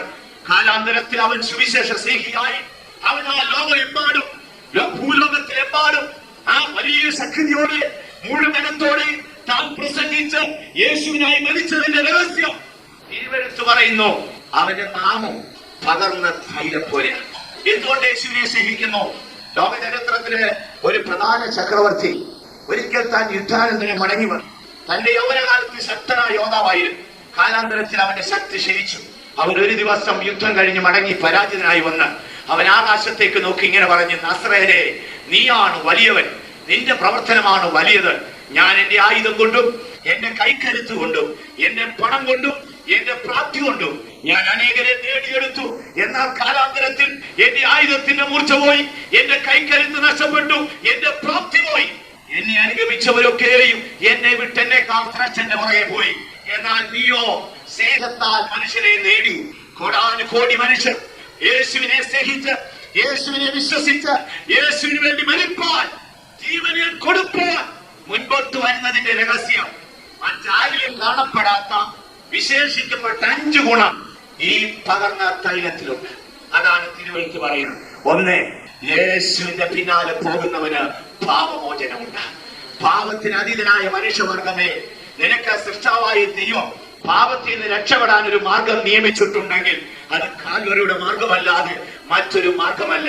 ആകാശത്തിന്റെ കീഴെ ഭൂമിക്ക് മുകളിൽ സൃഷ്ടാവായ ദൈവം മാനവരാശിയുടെ രക്ഷയ്ക്ക് വേണ്ടി ഒരുക്കിയ ഒരു മാർഗമുണ്ടെങ്കിൽ അത് യേശുവിന്റെ കാൽവരിയിൽ ചൊരിഞ്ഞ രക്തത്തിന്റെ മാർഗമാണ്. ആ മാർഗത്തിൽ പാപമോചനമുണ്ട്. എല്ലാ യേശുവിന്റെ പിന്നാലെ ജനമെല്ലാം പോകുന്നത് യേശു ഏതാണ്ട് കൊടുക്കുന്നു, പാൽപായസം കൊടുക്കുന്നു, അതോ കോളേജ് അഡ്മിഷൻ മേടിച്ചു കൊടുക്കുന്നു, കുവൈറ്റിലയക്കാൻ വീസ സംഘടിപ്പിച്ചു കൊടുക്കുന്നു. ഇത് അനേകർ അങ്ങനെയാണല്ലോ സംഘടിപ്പിക്കുന്നത്. എന്നാൽ യേശു അത് ചെയ്തില്ല. യേശുവിന്റെ മാർഗത്തിൽ അതിപ്രധാനമായ 5 മഹാത്മ്യം ലോക നേതാക്കന്മാർക്കും രാഷ്ട്രീയ നേതാക്കന്മാർക്കും ലോകം കണ്ട മതഭക്തന്മാർക്കും ലോകത്തിലെ വലിയവരെന്ന് നാഴികക്കല്ല് പോലെ തലയുയർത്തി നിൽക്കുന്ന പൂർവികരായ ആർക്കും നൽകാൻ കഴിയാത്ത 5 കാര്യം നസ്രയന്റെ മാർഗത്തിലുണ്ട്. അതുകൊണ്ടാണ് ഞങ്ങൾ യേശുവിനെ പിൻഗമിച്ചത്. ഒന്ന്, പാപമോചനം. യോഹന്നാന്റെ സുവിശേഷം ഇങ്ങനെ വായിക്കുന്നു, നമുക്ക് പാപമില്ലെന്ന് പറഞ്ഞാൽ നാം നമ്മെ തന്നെ വഞ്ചിക്കുന്നു. നമ്മുടെ പാപങ്ങളെ ഏറ്റു പറഞ്ഞാൽ അവന്റെ രക്തം സകല പാവവും പോക്കി നമ്മെ ശുദ്ധീകരിക്കുന്നു. വായിച്ചാൽ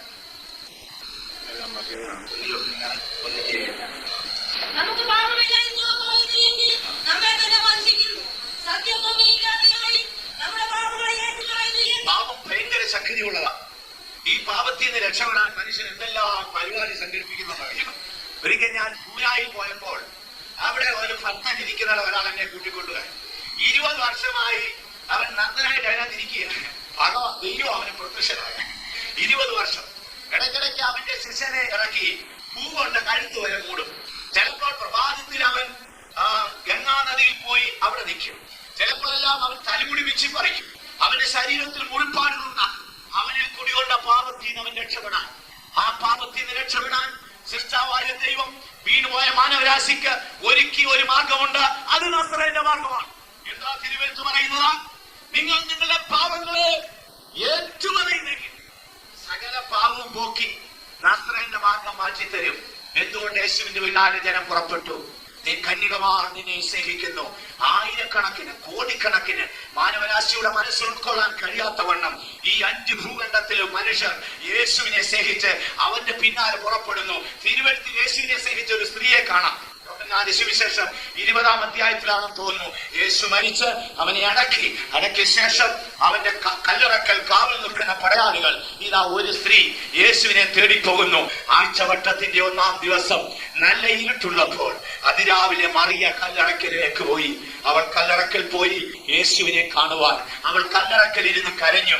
ആ നിമിഷത്തിൽ ഏകാന്തതയിൽ ആ ശവക്കല്ലറയുടെ സമീപത്ത് ഈ ഒരു പെൺകുട്ടിയെ, ഈ സ്ത്രീയെ ഏകാന്തമായി കണ്ടാൽ പരീശന്മാർ ആരെ എറിയണമെന്ന് തപ്പി നടക്കുകയാണ്. അവന്മാർ കയ്യോടെ പിടിച്ചെറിയും. റോമൻ മലയാളികൾ അവര് സാംസ്കാരികമായി ഉയർന്നവരാണെങ്കിലും വളരെ അകപ്പതിച്ച മനുഷ്യരാണ്. കാറിൽ നിൽക്കുന്ന മലയാളിക്കിടയിൽ ഒരു സ്ത്രീ അവസ്ഥയിൽ ചെന്നാൽ അവർ ചെയ്യാൻ പോകുന്ന ഭയങ്കരമായ അവസ്ഥയാണ്. മാത്രമല്ല, ശവക്കല്ലറകളിൽ പ്രഭാതത്തിൽ സൂര്യകിരണം വന്ന് വധിക്കും മുമ്പ് ഒരു സ്ത്രീ പോകുക എന്ന് പറഞ്ഞാൽ ചെറിയ കാര്യമല്ല. അവിടെ ഇങ്ങനെയാ വായിക്കുന്നത്, നല്ല ഇരുട്ടുള്ളപ്പോൾ തന്നെ മറിയ കല്ലറയ്ക്കൽ പോയി. രാത്രിയുടെ യാമങ്ങൾ ഉറങ്ങാതെ കരഞ്ഞു കലങ്ങിയ കണ്ണുമായി പ്രഭാതത്തിന്റെ കിരണം കാത്തിരുന്നവൾ. ഒരുപക്ഷെ സമയം തെറ്റിയായിരിക്കാം. അവൾ കല്ലറയ്ക്കൽ പോയി. അവൾ കരഞ്ഞു. ഇടയ്ക്ക് അവൾ കുനിഞ്ഞു നോക്കി. അവൾ കരയുന്നതിനിടയിൽ പുറകിൽ നിന്നൊരു ചോദ്യമുണ്ട്. അവിടെ ഇങ്ങനെ 2 ചോദ്യം. സ്ത്രീയെ, നീ എന്തിന് കരയുന്നു? 2, നീ ആരെ അന്വേഷിക്കുന്നു?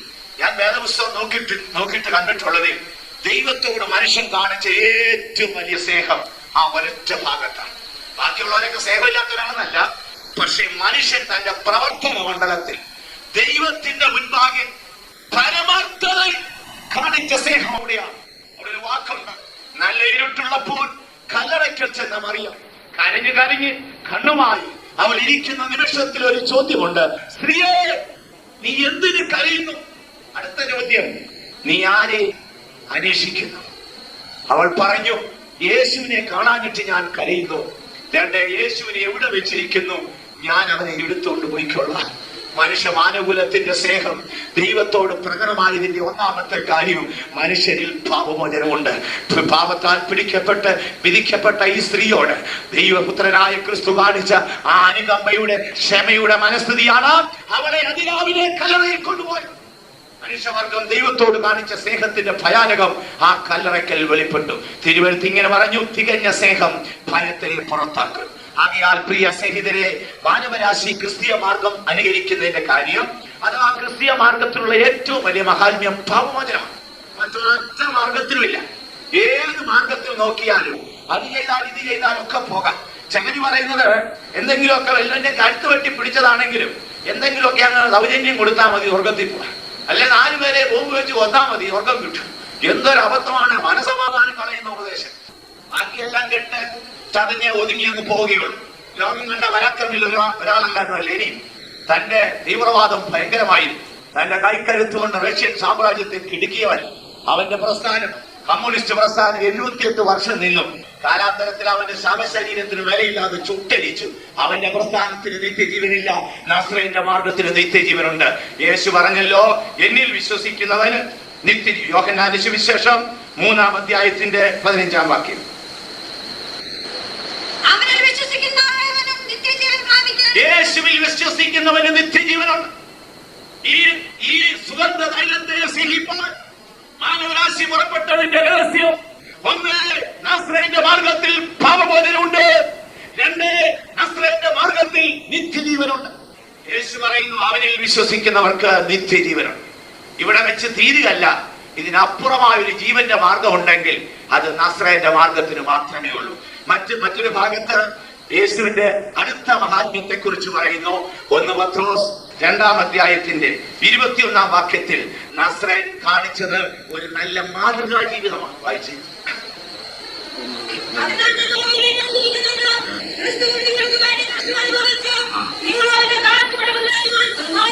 യേശുവിന്റെ മാർഗം, നസ്രേന്റെ മാർഗം ഒരു നല്ല മാതൃക കാണിച്ചു.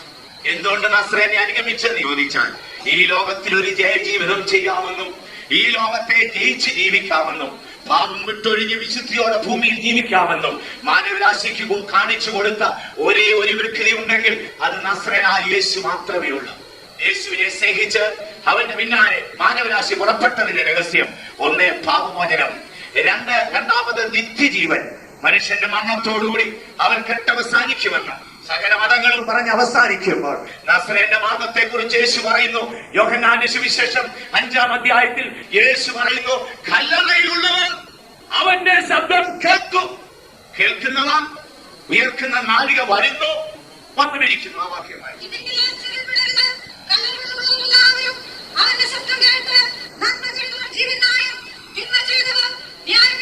തിന്മ ചെയ്യുന്നവർ ന്യായവിധിക്കായി ഉയർത്തുവരുന്ന നാഴിക വരുന്നു. അടുത്തത് താഴേക്കുള്ള വാക്യത്തിൽ വന്നുമിരിക്കുന്നു. ഈ ലോകത്തിൽ വെച്ച് ദൈവശബ്ദം കേട്ട് ദൈവകൽപ്പനകളെ അനുസരിച്ച് സുവിശേഷത്താൽ നിത്യജീവൻ പ്രാപിച്ച ഒരു വ്യക്തിയെ അന്ത്യകാലത്തിൽ യേശുവിന്റെ ശബ്ദം കേൾക്കും. തിരുവെഴുത്ത് പറയുന്നത്, അവന്റെ ശബ്ദം കേൾക്കുന്നവർ ഉയർത്തുന്ന നാഴിക വരുന്നു. അടുത്തത് വന്നുമിരിക്കുന്നു. സുവിശേഷത്താൽ സത്യം അറിഞ്ഞ് നിത്യജീവൻ പ്രാപിച്ച ഒരു വ്യക്തിക്ക് മാത്രമേ അന്ത്യകാലത്തിങ്കൽ ദൈവശബ്ദം കേൾക്കാൻ കഴിയും. അടുത്തതായി നാം നോക്കിയാൽ ഈ മാർഗം ജയത്തിന്റെ മാർഗമാണ്. ക്രിസ്ത്യൻ മാർഗത്തെ അടിച്ചുടച്ച് തകർത്ത് പൊതിഞ്ഞു കെട്ടി പായ്ക്കിരിയാൻ എത്ര പേരാ വെപ്രാളം കൂട്ടുന്നറിയാം. ഈ വെപ്രാളം കൂട്ടുന്നവരൊക്കെ ദൈവിക പദ്ധതിപ്പെട്ടവരാണ് അതിന് ഇതിനകത്ത് വരും. അല്ലെങ്കിൽ അവന്റെ പരിപാടി അവന്റെ നെഞ്ചത്ത് കിടപ്പേ ഉണ്ട്, അവസാനം നാശം ആയിത്തീരും. കാര്യം 2000 വർഷമായി ഈ പ്രസ്ഥാനത്തെ ചവിട്ടി ഒതുക്കാൻ നോക്കുക. ഈ ഒതുക്കാൻ നോക്കിയവരൊക്കെ ഒതുങ്ങിയതല്ലാതെ ഈ മാർഗം ഒതുങ്ങുന്ന മാർഗമല്ല. ഈ മാർഗം ജയത്തിന്റെ മാർഗമാണ്. സകല മനുഷ്യനും മരണത്തോടുകൂടി കെട്ടൊതുങ്ങിയപ്പോൾ മരണം വിട്ട് ലോക ചരിത്രത്തിൽ, വേദാന്ത ചരിത്രത്തിൽ, മാനവരാശിയുടെ ചരിത്രത്തിൽ ഉയർത്തു വന്നൊരു മാർഗമുണ്ടെങ്കിൽ അത് നസ്രയനായ യേശുവിന്റെ മാർഗമാണ്. അതിനെ ആർക്കും കെടുത്താനൊക്കത്തില്ല കേട്ടോ, കപ്പൽ കയറ്റി നടത്താനൊക്കത്തില്ല. മെനക്കെടാതിരിക്കുന്നതാണ് ബുദ്ധി. മെനക്കെടാൻ പോയാൽ ശൗലിനെ പിടിച്ചോണ്ട് വന്നതുപോലെ നിന്നെ പിടിച്ച് അടിയിൽ തന്ന് പട്ടിണിയും കിടത്തി കറ്റോ അനുഭവിച്ച് സ്വർഗരാജ്യം പ്രസംഗിപ്പിക്കും. അതുകൊണ്ട് ബലം പിടിക്കാതിരിക്കുന്ന ബുദ്ധി. കാര്യം ഈ മാർഗം പരാജയത്തിന്റെ മാർഗമല്ല. യേശുവിന്റെ കാൽവരി മാർഗം വരെ എല്ലാവരും പറഞ്ഞു ഇത് പരാജയത്തിന്റെ മാർഗമാണ്. അവനെ അനുഗമിച്ച ശിക്ഷകണങ്ങൾ നിരാശരായി പഴയ വലിയും പടകും എടുക്കാൻ പോയി. അവനെ ക്രൂശിച്ച പടയാളികൾ ഇങ്ങനെ ചിന്തിച്ചു, ആ നസറേന്റെ ശവശരീരം അയമെത്തിക്കാരനായ ജോസഫിന്റെ ശവത്തലറയിൽ പൊടിഞ്ഞ് പുഴു ഉറുമ്പും തന്നെ കെട്ടുതീരുമെന്ന് അവനാൽ സൗഖ്യം പ്രാപിച്ചവരൊക്കെയും അവർക്ക് കിട്ടിയ സൗഖ്യത്തിൽ സന്തോഷമുണ്ടെങ്കിലും രക്ഷകന് ഭവിച്ച ഈ ഭയങ്കരമായ ദുഃഖം കണ്ട് അവരുടെ മനസ്സ് തളർന്നിരിക്കുമ്പോൾ ഇതാ തിരുവെഴുത്ത് പറയുന്നു, യോഹന്നാനോട് യേശു ഇങ്ങനെയാണ് പറയുന്നത്, പത്മോസിലെ ഏകാന്തതയിൽ ആശ്രയമറ്റവരായി കിടക്കുന്ന യോഹന്നാന്റെ അടുക്കൽ ചെന്ന് യേശു പറയുന്നു, യോഹന്നാനെ ഞാൻ മരിച്ചവരാണ്, എന്നാൽ ഇപ്പോഴേ എന്നേക്കും ജീവിക്കുന്നു, മരണത്തിന്റെയും പാതാളത്തിന്റെയും പക്കൽ എന്റെ വാക്കലുണ്ട്. എന്നാൽ നസ്രയനെ പിൻഗമിച്ചതിന്റെ കാര്യം ഇത് ഇന്ന് തുടങ്ങി നാളെ തീരുന്നതല്ല. ജാതികളുടെ പൂർണ്ണസംഖ്യ ചേരുമ്പോഴേയും ഇത് തുടരും. ഭരണകർത്താക്കൾ നോക്കിയാലും രാഷ്ട്രീയ നേതാക്കൾ നോക്കിയാലും രാജ്യത്തിൽ ആരൊക്കെ നോക്കിയാലും നസ്രയന്റെ മാർഗം അത് അവസാനിക്കുന്ന മാർഗമല്ല. നസ്രയൻ കല്ലറകളെ വിട്ടുയർത്തു വന്നു. വെളിപ്പാട് പുസ്തകത്തിൽ എങ്ങനെയല്ല വായിക്കുന്നത്? വെളിപ്പാട് പുസ്തകം 1-ാം അധ്യായത്തിന്റെ 18-ാം വാക്യം വായിച്ചാൽ, ഞാൻ മരിച്ചവനായിരുന്നു, യേശു മരിച്ചു, ശീലങ്ങളാൽ പൊതിഞ്ഞ് തന്റെ ശവക്കല്ലറയിൽ വെച്ച് ഒരു വലിയ കല്ല് ഉരുട്ടി വെച്ച് റോമ ഗവൺമെന്റിന്റെ മുദ്രയും കുത്തി പടയാളികൾ കാവലിൽ തന്നെ അനുഗമിച്ച എല്ലാവരും ഈ പ്രസ്ഥാനം, ക്രിസ്തീയ പ്രസ്ഥാനം കാൽവറി വെച്ച് അല്ല ശവക്കല്ലറ വെച്ച് തീർന്നതാ ചിന്തിച്ചത്. അല്ല, ക്രിസ്തീയ പ്രസ്ഥാനം കാൽവറി കല്ലറയിൽ തുടങ്ങുന്നതാണ്. ഒരു മനുഷ്യന്റെ ജീവിതം രണ്ടവസ്ഥയാണ്. ഒന്ന്, അവൻ ജീവിച്ചിരിക്കുന്നത്, രണ്ട്, ജീവിതത്തിനപ്പുറം. നമ്മുടെ ഇടയിൽ തന്നെ മരിച്ചുപോയ എത്രയോ വിശുദ്ധന്മാർ മരിച്ച് മൺമറഞ്ഞു പോയിട്ടും അവരുടെ നാമം ഏറ്റു പറയുവാൻ, അവരെ കുറിച്ച് പറഞ്ഞ് അഭിമാനിപ്പാൻ എത്ര പേർ പുറപ്പെട്ടു വരുന്നതിന്റെ രഹസ്യം എന്തെന്നറിയാമോ? ക്രിസ്തീയ മാർഗം അത് കല്ലറയിൽ ഒതുങ്ങുന്ന മാർഗമല്ല. അത് കല്ലറകൾ പിളർന്ന് ഉരുട്ടിവെച്ച കല്ലുകളെ മാറ്റി മരണവാർഷങ്ങളെ ജയിച്ച് പാതാള ഗോപുരങ്ങളെ തകർത്ത് മരണത്തിന്റെയും പാതാളത്തിന്റെയും താക്കോലുമായി ഉയരത്തിലേക്ക് വന്ന മാർഗമാണ്. അതിൽ വിശ്വസിക്കുന്നവർ കരങ്ങളിൽ മാർഗം ആർക്കും പിടിച്ചൊതുക്കാനൊക്കുന്ന മാർഗമല്ല. മെനക്കെടാതിരിക്കുന്നതാണ് ബുദ്ധി. മെനക്കെട്ട നിങ്ങളെ ആയുസ് പാഴാക്കാതെ ഈ നസ്രയൻ ആരാണെന്ന് അന്വേഷിച്ചാൽ നിങ്ങൾക്കൂടെ സ്വർഗരാജ്യം കിട്ടും. ഇല്ലേ വെറുതെ ഇത് ശൗലിന്റെ കൂട്ട് കുന്തൻ നെഞ്ചത്ത് കുത്തിക്കയറ്റാൻ വെറുതെ വെപ്രാളം കാണിക്കരുത്. ഈ മാർഗത്തെ ആർക്കും പിടിച്ചൊതുക്കാനൊക്കത്തില്ല. തിരുവെഴുത്ത് പറഞ്ഞല്ലോ, ഫിലിപ്പിയ ലേഖനത്തിൽ ഇങ്ങനെ വായിക്കുന്നു, അവന്റെ നാമത്തിന്റെ മുൻപിൽ സകല മുഴങ്കാലും മടങ്ങും. ഭൂലോകരുടെയും അധോലോകരുടെയും സ്വർലോകരുടെയും മുഴങ്കാലും മടങ്ങുമാറ് ജയം പ്രാപിച്ചൊരു മാർഗമുണ്ടെങ്കിൽ അത് യേശുവിന്റെ മാർഗമാണ്. ലോക ചരിത്രത്തിലും മാനവരാശിയുടെ ചരിത്രത്തിലും ലോകം പറയുന്നതിൽ ഏറ്റവും വലിയ യുദ്ധം നടന്നത് അത് കാൽവരിയിലായിരുന്നു. ദൈവത്തിന്റെയും മനുഷ്യന്റെയും ശത്രുവായ പിശാചിനെ സർവ്വായുധ വർഗം വെച്ച് സ്നേഹത്തിന്റെ ഉടമയായ ക്രിസ്തു അവന്റെ മേൽ ജയോത്സവം കൊണ്ടാടി. എന്താണ് വിളിച്ചു പറഞ്ഞത്? ഞാൻ ഉയർത്ത ശേഷം എങ്കിലേക്ക് സകലരും ആകർഷിക്കപ്പെടും. യേശു ജീവിച്ചിരുന്ന കാലത്ത് യെരൂശലേമിലും യഹൂദയിലും ശമര്യയിലും അന്ത്യോക്യയിലും ഒക്കെ ഉള്ള യേശു മരിക്കാതിരുന്നില്ലെങ്കിൽ അവിടെ തന്നെ ഇരുന്നേ. എന്നാൽ യേശു എന്ന് പറഞ്ഞു, ഞാൻ മരിച്ചുയർത്ത ശേഷം സകലരും എങ്കിലേക്ക് ആകർഷിക്കപ്പെടും. ആ ഗോൽഗോത്തായിൽ തകർന്നു വീണ സുഗന്ധ തൈലത്തിന്റെ കാറ്റ് പെന്തിക്കോസ്ത് നാളിൽ പരിശുദ്ധാത്മാവെന്ന കൊടുങ്കാറ്റ് വീശിയടിച്ച് ഭൂമണ്ഡലത്തിന്റെ 4 ദിക്കിലേക്കും അടിച്ചു. എന്തിന്? ദൈവം നിയമിച്ച ജാതികളുടെ പൂർണ്ണസംഖ്യ ചേരുവോളം മനുഷ്യന്റെ പദ്ധതികൾക്കോ മനുഷ്യന്റെ നീക്കങ്ങൾക്കോ നസ്രയന്റെ മാർഗത്തെ തടയുവാൻ ഒരിക്കലും കഴിയത്തില്ല. യേശുവിന്റെ യുദ്ധമാണ് ഏറ്റവും വലിയ യുദ്ധം. അത് ദൈവത്തിന്റെയും മനുഷ്യന്റെയും ശത്രുവായ പിശാചിനെ സർവായുധ വർഗം വെച്ച് കീഴടക്കിയതാണ്. അതിന് ഏറ്റവും വലിയ ശക്തിയായിരുന്നു മരണശക്തി. എബ്രായലേഖനത്തിൽ വിശുദ്ധ പൗലോസ് എഴുതി, അവൻ മരണം ആസ്വദിച്ചതിന്റെ രഹസ്യം മരണത്തിനധികാരിയായ പിശാചിനെ വായിച്ചേ.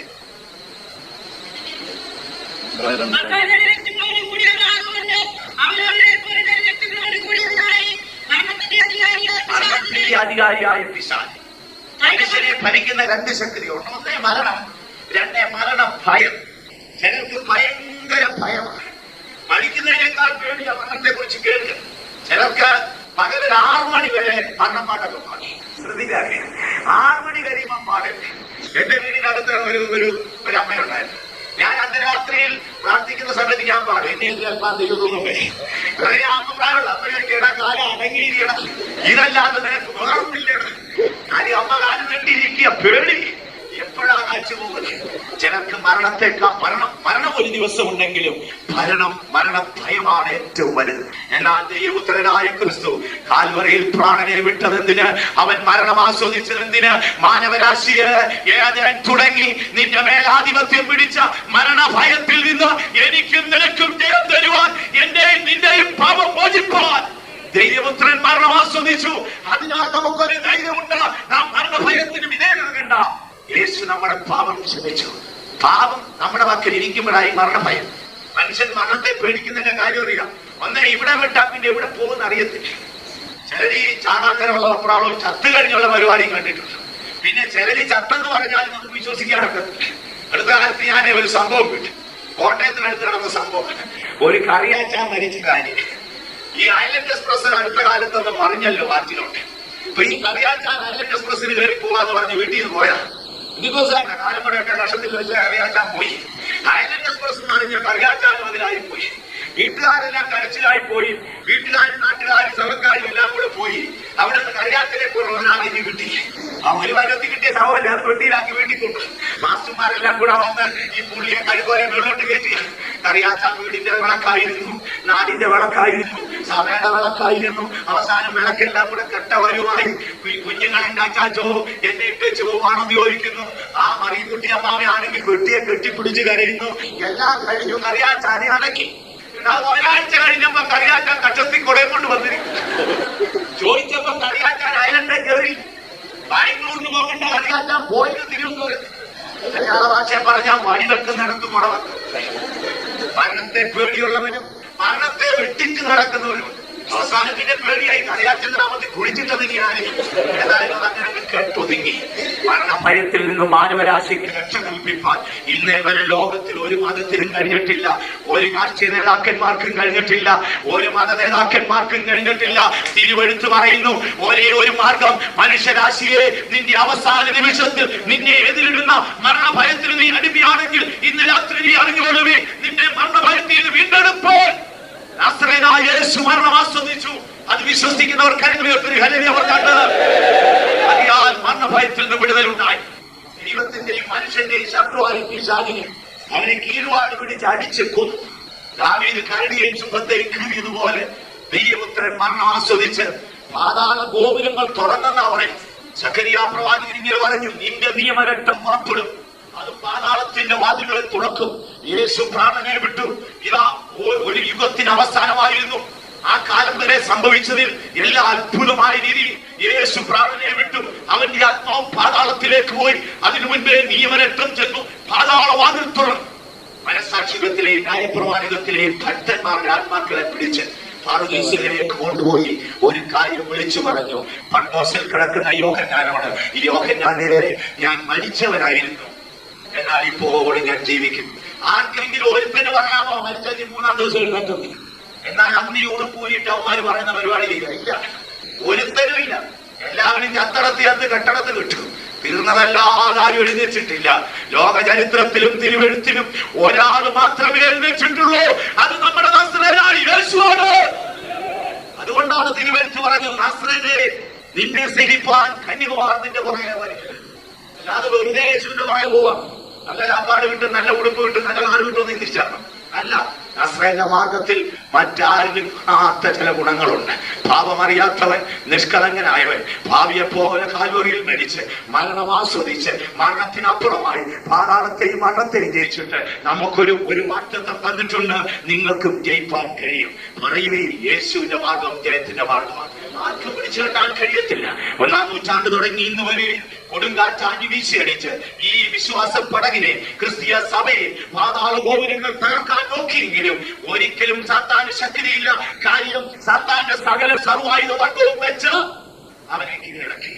യേശുവിന്റെ മാർഗമേ ഉള്ളൂ. ആരെങ്കിലും മാർഗമുണ്ടോ? ഉണ്ടെങ്കിലൊന്ന് പറയുവീ. ഇല്ല. ലോകത്തിൽ ഒരുത്തന്റെ മാർഗവും ഇല്ല. യേശുവിന്റെ മാർഗമല്ലാതെ മറ്റാരുടെ മാർഗവും മരണം വിട്ട് എഴുന്നേറ്റിട്ടില്ല. രണ്ടാമത് മറ്റാരുടെ മാർഗവും ഇങ്ങനെ പറഞ്ഞിട്ടുമില്ല. ചാകുന്നത് വരെയൊക്കെ പറഞ്ഞു, ചത്തപ്പോൾ ചത്ത് കഴിയുമ്പോൾ പിന്നെ മറ്റുള്ളവർ പറഞ്ഞുകൊണ്ട് നടന്നാണ്. പക്ഷേ യേശുവിന്റെ മാർഗം അതല്ല. പട്മോസിൽ ചെല്ലുന്ന ഒരു രംഗമുണ്ട്. എങ്ങനെ ചെന്നറിയാമോ? മാറത്ത് മുൻകച്ച് കെട്ടിയ ഒരു മാതാവിനെ പോലെ വളരെ ശക്തിയുള്ളവനായി, മഹിമയുള്ളവനായി, മഹത്വത്തിന്റെ പ്രഭുവായി അങ്ങ് ഗലീല കടൽ തീരത്ത് കണ്ട നസ്രയനായ യേശുവിന് കിട്ടിയ മഹാത്മ്യം യോഹന്നാൻ ആനന്ദത്തിൽ കണ്ടു. തന്റെ ചുറ്റും ചുറ്റിപ്പറക്കുന്ന കഴുകന്മാരുടെ മുൻപിൽ മയങ്ങി വീഴുന്ന നിമിഷത്തിൽ തന്നെ കൊത്തിവലിച്ചു തിന്നുവാൻ പഴക്കം വായുന്ന കഴുകന്മാരുടെ ദൃഷ്ടിക്ക് മുൻപിൽ നിരാശനായി താഴുന്ന നിമിഷത്തിൽ യോഹന്നാനോട് പറഞ്ഞൊരു വാക്കുണ്ട്: ഞാൻ മരണത്തെ വിട്ട് ജയിച്ചുവൻ. എന്തുകൊണ്ട്? നസ്രേന്റെ മാർഗത്തെ സ്നേഹിക്കുന്നു. അടുത്തത്, നസ്രേന്റെ മാർഗത്തിന് മറ്റൊരു ഗുണമുണ്ട്. അത് രക്ഷയുടെ മാർഗമാണ്. മനുഷ്യന് രക്ഷിക്കപ്പെടാൻ ഒരു മാർഗമുണ്ടെങ്കിൽ കർത്താവിനെ അനുകരിച്ചു വരാമോ? എല്ലാം കിട്ടും. കർത്താവിന്റെ പുറകെ വരാമോ? നിനക്ക് എല്ലാം ഉണ്ടായിരിക്കും. ഒരു ഭാഗത്തെ പത്രോസ് പറഞ്ഞില്ലേ, നാദാ രാത്രി മുഴുവൻ ഞാൻ അധ്വാനിച്ച് എനിക്കൊരു ഉപ്പ പോലും കിട്ടിയില്ല. കടലിൽ കരയിൽ നടന്ന് വലവീശി മീൻ പിടിച്ച് ജീവിച്ച മുക്കുവൻ ഒടുവിൽ യേശുവിനോട് പറയാ, കർത്താവേ ഞാൻ രാത്രി മുഴുവൻ അധ്വാനിച്ച് എനിക്കൊരു പൊടി ഉപ്പ പോലും കിട്ടിയില്ല.